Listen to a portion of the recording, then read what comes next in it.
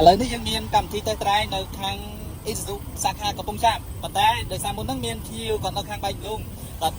តាក់ទងតាមឆាតហើយនឹងខលមកបញ្ជាក់ថាដោយសារគាត់ទីតាំងនៅឆ្ងាយអត់បានជើញទៅដល់ showroom ផ្ទាល់ទេអញ្ចឹងខ្ញុំបាទជាមួយនឹងក្រុមការងារមកពីខាងភ្នំពេញបានយករថយន្ត Vicron នេះឲ្យបងប្រុសគាត់តេស្តផ្ទាល់តែម្ដងបាទហើយឥឡូវនេះយើងនៅក្នុងចកាកស៊ូនៅខាងបែកលំបាទនេះបងទេសភាពស្អាតណាស់ទីតាំងរបស់គាត់នៅពីនេះទៅហើយជាជិត10គីឡូទៀតអញ្ចឹងបន្ទាប់ពីនេះហើយយើងចេញដំណើរទៅជួបគាត់តតែម្ដងបាទហើយសម្រាប់រថយន្តដែលគាត់ចង់តេស្តហ្នឹងគឺប្រភេទ Isuzu Vicross ស៊េរីឆ្នាំ2021បាទអញ្ចឹងព័ត៌មានឬក៏ក្នុងករណីថាភ្ញៀវនៅខាងខេត្តកំពង់ចាមនេះទីតាំងនៅឆ្ងាយពីខាង showroom អីចង់តាក់ទងឬក៏ចង់បើកបរសាក់លបងផ្ទាល់ជាមួយនឹងប្រភេទ Isuzu ទាំងប្រភេទDeluxe ឬក៏ Vicross ឬក៏ប្រភេទរថយន្ត SUV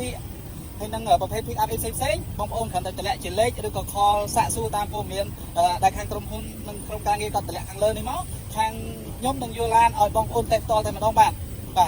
ឡូវនេះយើងនៅខាងកំពង់ចាមណាបងប្អូនយើងមានធ្វើកម្មវិធី test drive រយៈពេល3ថ្ងៃចាប់ពីថ្ងៃទី7 8 9 ខែសីហានេះនៅទីតាំង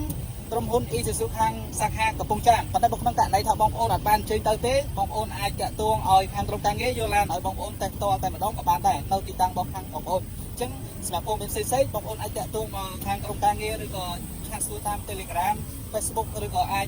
តាក់ទងតាម page នេះបានអរគុណច្រើនបងប្អូន